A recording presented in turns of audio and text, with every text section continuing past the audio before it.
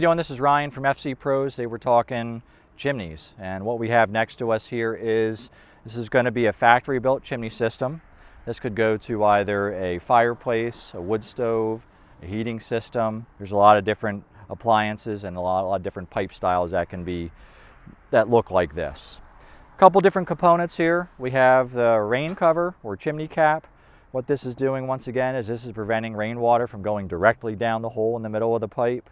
It's also got mesh on here. It's going to keep your critters out. It's also going to keep any hot embers, sparks, anything like that within the enclosure there.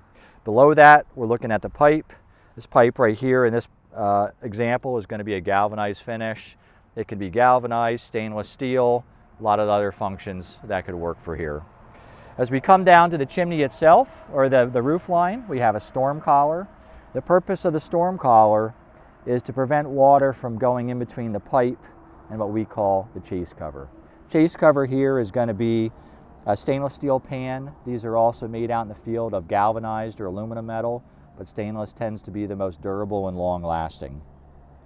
What you can see on here is we have area on the side here. This is called your skirt, and these can be of any dimension. Typically they're going to be anywhere from 2 inches to 6 inches, depending the circumstances on your job site. The other thing too is, in this case here, we have a flat rubber roof. We have what's called a roof curb. You're going to find this more on commercial buildings, some residential, but the application could be the same for anybody that has a chase that might have siding or veneer stone or brick on it as well.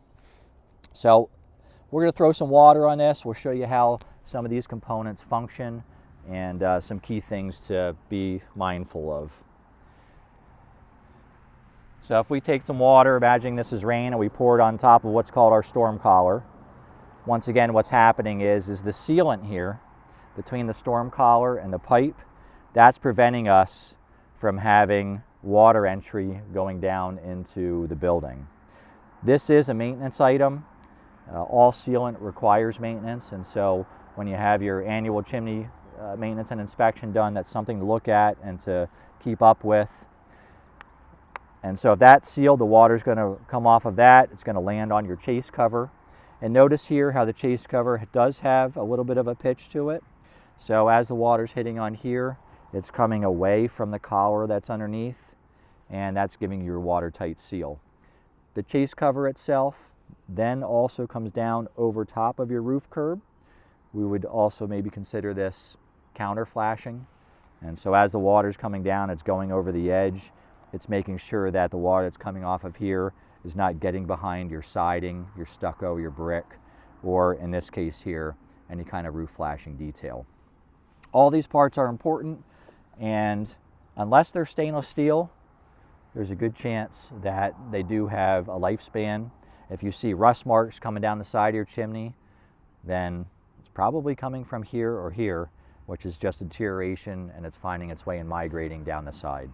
So what I ask you to do now is take a look at your chimney, look up, see if you see any marks or discoloration at the upper level of the chimney or maybe on your roof line around it that might be black or brown. And if you do, have somebody come out and take a look at your chase cover. Once again, this is Ryan from FC Pros.